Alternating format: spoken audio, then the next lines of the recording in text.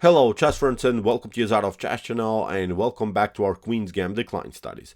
So in these studies we have seen some great openings and great sidelines after first moves d4, d5 and c4, and today we're analyzing a new sideline of the exchange variation that we have started recently. Today we'll analyze the so-called Saemisch variation of the exchange variation of the Queen's Gambit Declined. And the Saemisch variation is, I think, a very aggressive approach of white to beat black in a tactical way, but of course there are good opportunities for black, so that's why in the next couple of videos we'll analyze, as I said, the Saemisch variation with some strategic problems, but also with some tactical lines for white and for black. So the first game that I think shows the power of the Saemisch variation is a beautiful game by the legend of the sport, by Yasser Sairawan against Gildardo Garcia.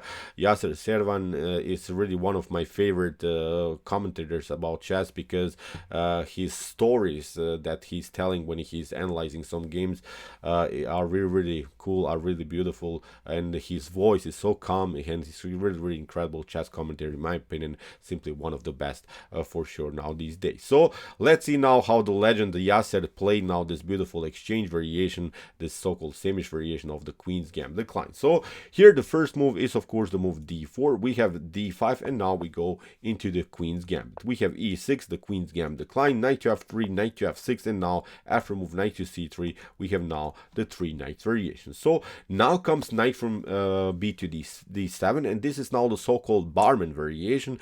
Basically what black is doing here, black delays the bishop move. Black doesn't want to play with the Dashko bishop.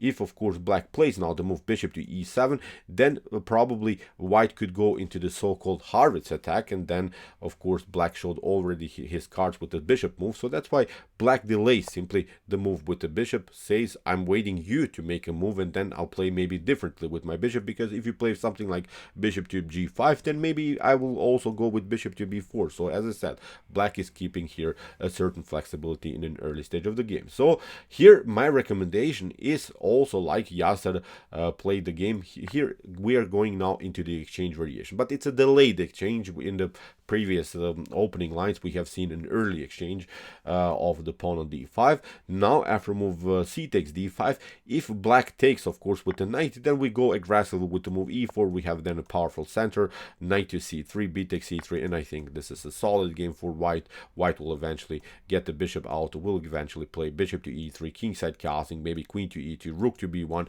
I think you have really a compact position, you have really a decent setup here. So that's why after move c takes d5, the normal way is now to go with the move e takes d5. And now in our previous analysis we have talked about this particular line with queen to c2, bishop to g5, which became then the positional line of the exchange variation. But now we are going into the so-called Saemisch variation with the move bishop to f4, and this is a line that I use whenever my opponent plays the so-called barman variation. So I think the Saemisch variation is very cool. Although you're not battling for the center, usually you are trying to go with the move bishop to g5, attacking the knight that it's controlling the pawn on d5. But now with the move bishop to f4, notice here that your opponent cannot compete with the move bishop to d6 against your bishop here, because we'll simply take it out, bishop to d6, he takes d6, and now your opponent would have this weakened pawn structure here in the center of the board. So that's why after move bishop to f4,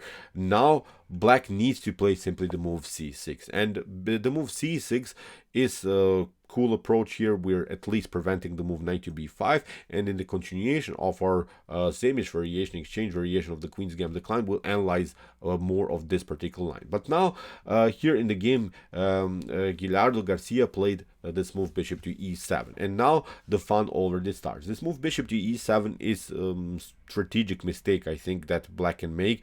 Here you see now how Yasser Sairawan, really the legend of the sport, will punish this move by a simple knight to b5. And in the beginning it seems so that okay, this can be defended with this line that Garcia played here, bishop to b4. We have knight to d2 covering everything, and now with the move bishop to a5, here Garcia covered finally the pawn on c7, has a decent activity with the Dashko bishop.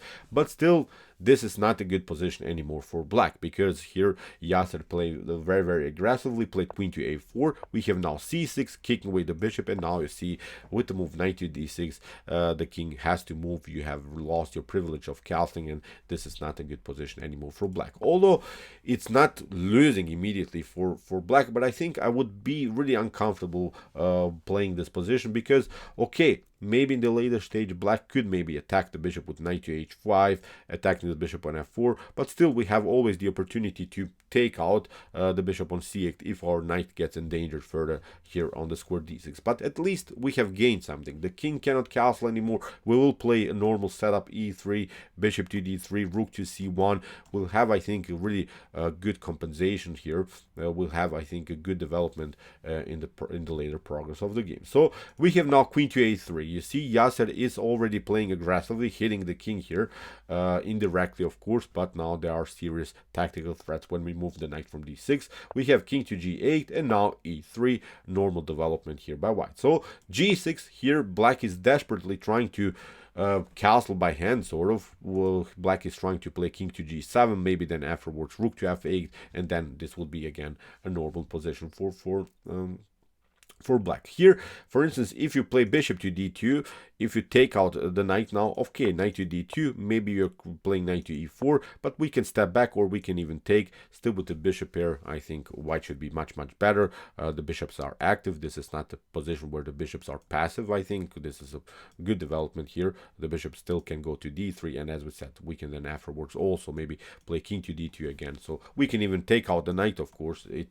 doesn't bother white. So still, as I said, with the bishop pair, white should be much better. But okay, here Garcia tried g6. We have bishop to e2, king to g7, and now a beautiful deflection move by Yasser, bishop to h6. Of course, you cannot take king to h6 because you get a royal fork here on f7. So after move bishop to h6, we have king to g8 and now b4. Simply playing aggressively is perfectly fine here. We're just creating temping against the bishop. We're trying now to open the position because, as we said, we have the beautiful bishop pair. Now it's time to be really aggressive here against black's position. So bishop to b6, kingside castling, queen to e7, and now bishop to f4, simply protecting now the bishop. And now comes maybe even the crucial mistake here by black. Black played simply too passively here. We played now the move bishop to h6. The normal line, I think, would be bishop to c7. Again, slightly better position for white, but I think with the move bishop to c7, black could save many positional problems. Now after knight to c7, knight to c8 would be the must move for white. White needs now really to be careful with the knight on d6, and after something like, I don't know, rook to c8 here, I think again this could be also playable position for black. But again, I'm pointing out white is here probably slightly better. But okay, let's go back here in the continuation. As we said, black tried, instead of this move bishop to c7, tried now the move h6, but now rook to c1. Yasser is getting more pieces into the game. Look how Yasser is really applying the basic principles of chess, which says that you have to include all of your pieces in the game. Rook to c8, rook to c1, normal move here. King to h7. Black again desperately is trying just to castle by hand, and now with the beautiful move b5, the position is suddenly getting opened. That's the move that we wanted to play. Beautiful minority attack here by Yasser Seirawan. But as I said, we have talked about this exchange variation earlier in our series. We have talked about the possibility of the minority attack. The minority attack, so when we play with these two pawns against these three pawns here of black. So it's, I think, a common strategic concept here against these types of structures. So after move b5, c takes b5. Here Yasser doesn't want to even take out the pawn on b5. He's just trying to improve now his pieces. He's trying to reroute the knight on c3, where the knight could attack, of course, the pawn on d5, and also then afterwards the pawn on b5. Here Garcia is trying to protect the pawn on b5, but now Yasser is preparing here to double up the rooks and target also here the bishop on c8. So here in the continuation, knight to e4, rook to c1, we have knight to d6, bishop to d6 here by Yasser. We have Garcia played here queen to e6, and now with the move knight to c3, targeting here, of course, the weak pawn on d5. Bishop to a7, bishop to f3, attacking now the pawn on d5, and now knight to b6, finally protecting everything. But now a beautiful move, of course, by Yasser, bishop to c7, attacking now the knight on b6. So we have knight to c4, makes really sense. We have queen to b4, rook to e8, but it's a little bit too slow, I think, what black is doing here. Black doesn't have any counterplay, and now in the continuation here, knight to d5, the game is lost. King to g7, and now with rook to c4 in this position, here Gildardo Garcia resigned. So why did he resign? Because of course after b takes c4 we get this one. You have to go somewhere with the king here on g8 or on h7, then you get knight to f6, you lose the rook. You cannot, of course, get to f8 because the queen is covering the square. So as I said, after move rook to c4 in this position, black resigned. So okay, let's go back. This is, as I said, not the optimal way to go here for black. Black needs to play the move c6. So this is the position that we analyze in the continuation of our series. But as a warm-up, I think we should have really solved this position, that actually you have to play c6, and then from this point on, black also has some chances, especially because of the fact that after potential e3, you can always chase the bishop here on f4. So this is also a way to go, like against the London system. If you're familiar with the London system, then many times when the bishop gets on f4, then you're starting to maybe chase it with both of your knights. So that's, I think, also a very cool thing about this setup of black. So as I said, in the continuation of the series, we are solving this particular position. Notice that after bishop to e7, black is facing many tactical problems. So okay, I hope that you enjoyed the game. I really enjoyed it a lot. This will be a very interesting continuation. As I said, probably maybe this is not the most exciting position that we want to play, but I think this position has to be also solved because you don't want to get surprised. That's, I think, a very important fact about openings when you're playing them. You don't want to get surprised by your opponent's idea. So that's why here I think the Sämisch variation is also very important to know. So okay, see you soon with some more videos. If you want to maybe talk about more about here the exchange variation, or maybe of some other opportunities of the Queen's Gambit Declined, check out our whole Queen's Gambit Declined studies. Here's the series. We have now more than 80 videos about the Queen's Gambit Declined, so you can study them and of course have a decent preparation against in our d4 d5 studies. So okay, see you soon with some more videos, and what to say, chess is the best, of course.